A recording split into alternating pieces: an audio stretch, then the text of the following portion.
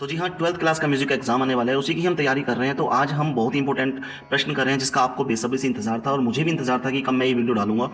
और आज हम बात कर रहे हैं राग परिचय की, जो कि बहुत इंपॉर्टेंट है, जो आएगा ही आएगा। तो हमारे सिलेबस में 3 राग हैं, एक तो भैरव है, एक है भागेश्वरी और एक है मालकौंस। तो आज मैं आपको राग भैरव का शास्त्रीय परिचय, मतलब इसका जो राग परिचय करवाने वाला हूं। तो आप सभी का हार्दिक स्वागत है मेरे इस YouTube channel sky music education पे, जहां पर मैं चर्चा करता हूं संगीत के विषय पर। तो जी सबसे पहले हम पढ़ेंगे दोहा। इस दोहे से क्या होगा, दोहे से हमें पता चलेगा राग के बारे में कुछ ना कुछ। बाकी आप लिखना चाहें तो लिख सकते हैं, ना लिखें तो आपका एक भी नंबर नहीं कटेगा। तो आप लिख लीजिए इसको और थोड़ा ध्यान भी रखिए, इससे आपको थोड़ा बहुत जानकारी मिल जाएगी। जैसे कि धा रे वादी संवादी, मतलब धा जो है वो है वादी, रे है जो वो है संवादी। सा बता रहा है धा रे वादी संवादी, रे धा कोमल सुरमान, रे और धा कोमल है, प्रातः समय नी को लगे, भैरव राग महान। क्लियर। तो हम एक बार फिर से पढ़ लेते हैं इस दोहे को, बहुत आसान दोहा है, तो जिससे हमें पता चलेगा राग के बारे में कुछ ना कुछ। धारे वादी संवादी, रेधा कोमल सुरमान, प्रातः समय नी को लगे, भैरव राग महान। तो इसको आप पढ़ लीजिए, इससे बहुत सी चीज़ें आपको क्लियर हो रही है। जैसे कि इसका वादी स्वर धा है और संवादी स्वर रे है। रे धा कोमल, रे और धा इसमें कोमल लगता है, बाकी स्वर इसमें शुद्ध लगते हैं।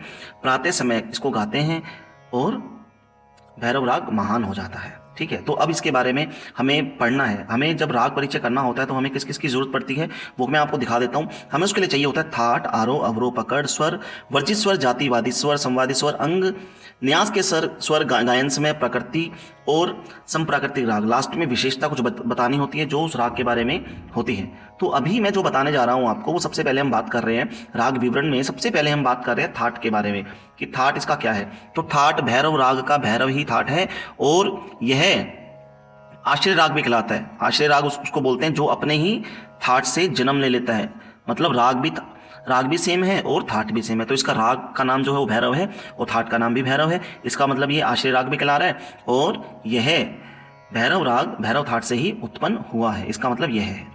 ठीक है, अभी हम जो आरोह, अवरोह और पकड़ को स्किप कर रहे हैं, क्योंकि इससे पहले मैं हमेशा समझाता हूं बाकी के 2-3 हेडिंग्स, जैसे स्वर, वर्जित स्वर और जाति, जिससे ये पढ़ना एकदम आसान हो जाता है। तो इसलिए हम थोड़ा सा नीचे जाएंगे, आरोह अवरोह पकड़ को छोड़ करके हम आगे बढ़ रहे हैं। तो सबसे पहले देखिए स्वर के बारे में देखते हैं। इसमें रे और धा कोमल लगता है, बाकी स्वर शुद्ध लगते हैं।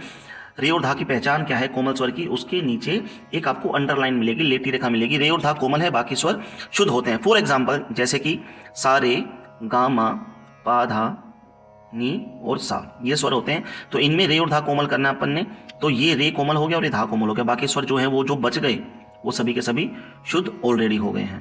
क्लियर है ये बात आपको। तो अभी हम नेक्स्ट जो बात कर रहे हैं वर्जित स्वर। वर्जित स्वर वो होते हैं जो राग में नहीं लगते। तो इस राग के आरोह और अवरोह में सातों के सात स्वर प्रयोग किए जाते हैं, इसमें कोई भी वर्जित स्वर नहीं है। तो आपको ऐसा लिखना है कि इसमें कोई भी वर्जित स्वर नहीं है। जैसे देख सकते हैं हम सा रे गा मा पा धा नी, सा नी धा पा मा गा रे सा। क्लियर। तो इसका मतलब 7 इसमें लग रहे हैं और 7 इसमें लग रहे हैं, तो इसमें कोई भी वर्जित स्वर नहीं है।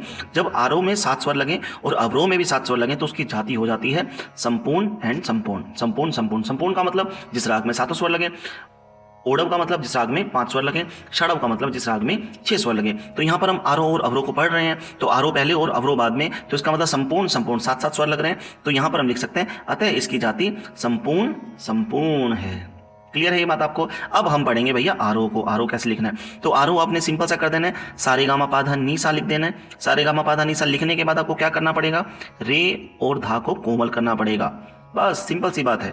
और अवरोह का मतलब होता है उल्टा, तो सानी धा पा मागर ऐसा ये उल्टा हो जाएगा, धा और रे को कोमल। जहां पर भी धा और रे आपको दिखाई देता है पूरे राग में, उसको आप कोमल करेंगे, क्योंकि धा और रे हमेशा इसमें कोमल होता है। अब हम इसके बारे में जानेंगे कि इसका जो पकड़ है, पकड़ का मतलब होता है जिससे राग की पहचान हो रही है। तो पकड़ कैसे लिखें, पकड़ लिखने के लिए बिल्कुल आसान है। इसमें गामा धा, धा पर थोड़ा सा आंदोलन होता है और रे पर भी आंदोलन होता है। तो मैंने यहाँ लिखा है गामा धा पा गामा रे सा, बस सिंपल और सोबर। तो आपको अगर नहीं भी समझ में आ रहा है तो और भी आसानी तरीके हम सीख सकते हैं। इनको नंबर दे दीजिए, जैसे कि मैं हमेशा देता हूँ।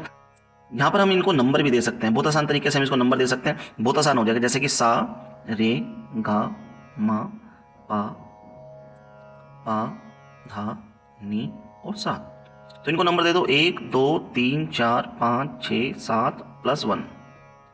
क्लियर, ये कोमल है, ये कोमल रहेंगे +1। तो हमने यहाँ पर ये मेंशन कर दिया 1 2 3 4 5 6 7 एंड +1। और वापस आएंगे तो डिसेंडिंग ऑर्डर में +1 पहले आ जाएगा, ये +1 आ गया।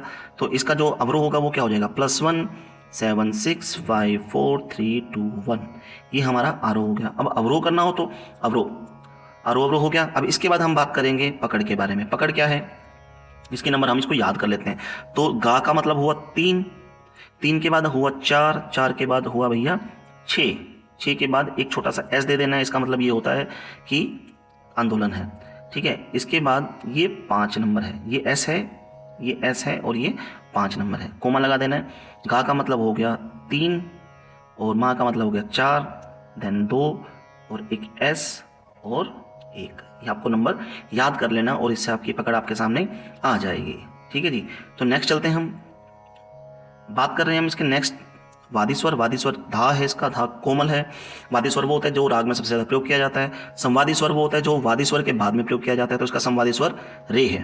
अंग कौन सा इसका, उत्तरांग वादी, क्योंकि मैंने आपको पहले बताया था कि जब हम सारे गामा पा धा नी सा को 2 भागों में बांट देते हैं। और अब देखते हैं, देखो ये वाला जो है, ये एरिया जो मैंने बताया है, ये है पूर्व अंग और ये है उत्तर अंग, मतलब पूर्वांग और उत्तरांग। अब हमें देखना है कि जो राग का वादी स्वर कौन सी तरफ है। तो राग का वादी स्वर यहाँ है या यहाँ है, तो हमारा राग का वादी स्वर ये है, धा है, कोमल धा है, तो कोमल धा को हम लेंगे, तो ये उत्तर अंग की तरफ है, इसलिए हम इसको उत्तरांग वादी राग कह रहे हैं। कि मतलब राग का वादी स्वर जो है वो उत्तर अंग में दिखाया गया है।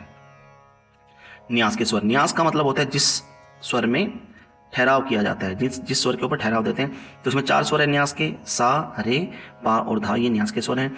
गायन समय दिन का प्रथम पहर, मतलब प्राचीनकालीन सुबह 4 से 7 बजे के बीच में यह गाय बजाया जाता है। ये गायन समय है दिन का प्रथम पहर। ओके, दिन का प्रथम पहर, क्योंकि इसमें रे और धा कोमल है। जब रे और धा कोमल लगता है तो सुबह के पहले टाइम में, मतलब 4 से 7 बजे के बीच में गाया जाता है।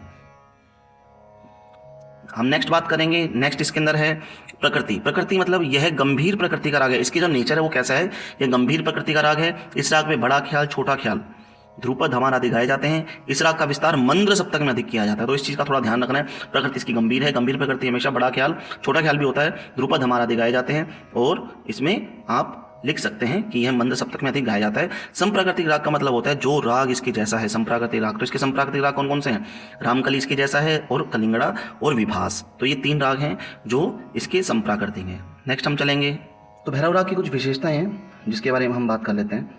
इस राग में रे और धा का विशेष महत्व है, मतलब कि रे और जो धा है उसका बहुत विशेष महत्व है। बार बार इसको गाया जाता है और विशेष प्रकार से इसको आंदोलित किया जाता है। यदि धा पा मा गा रे सा इन स्वरों को मधुरता, गंभीरता के साथ गाया बजाया जाए तो तुरंत भैरव का स्पष्टीकरण हो जाता है। क्लियर, मतलब रे और धा का इतना विशेष महत्व है। अगर धा पा मा गा रे सा भी अगर आप गा देते हो तो वो भैरव राग को प्रदर्शित कर देता है। नेक्स्ट चलते हैं, यदि सा धा सा रे सा मा गा रे सा यह स्वर समुदाय पहले स्वर समुदाय के बाद आ जाए तो भैरव राग का चित्र आंखों के सामने आ जाता है। ठीक है, जो पहले हमने अभी लिया था उसके बाद अगर ये वाला जोड़ दिया जाए उसमें और गा दिया जाए तो वो स्पष्ट हो जाता है कि यह भैरव राग है। केवल मा गा रे सा गाने से भी राग भैरव स्पष्ट हो जाता है, मतलब राग भैरव मा गा रे सा, सिर्फ मा गा रे सा भी गाएंगे तब भी स्पष्ट हो जाता है। भैरव का उत्तरांगवादी प्रधान होने के कारण इसकी सुंदरता अवरोह में अधिक रहती है, क्योंकि जो उत्तरांगवादी है वो हमेशा अवरोह की ओर चलता है, मतलब अवरोह की तरफ ज़्यादा रहती है। क्यों रहती है, क्योंकि धा जो है वो अपना वादी स्वर है और उत्तरांग की तरफ है, उत्तर अंग की तरफ है। और जब हम अवरोह करते हैं तो अवरोह में उसकी सुंदरता बहुत अधिक होती है। ठीक है, तो इस प्रकार से ये आपका राग भैरव का परिचय बन गया है। तो आप इसको बहुत ध्यान से देख सकते हैं, लिख सकते हैं, समझ सकते हैं, बहुत आसान है। और ये आपको आराम से 4 नंबर, 3 नंबर, 2 नंबर ज़रूर से ज़रूर दिलवाएगा। जहाँ तक मुझे लगता है कि 2 नंबर तो दिलवाएगा ही दिलवाएगा, और एक नंबर के अगर 2 क्वेश्चन आ गए तब भी आपकी मौज है, तो 4 नंबर आपको आराम से दिलवा देगा। Thank you so much video को देखने के लिए। सब्सक्राइब कीजिए, लाइक कीजिए, शेयर कीजिए और कमेंट कीजिए।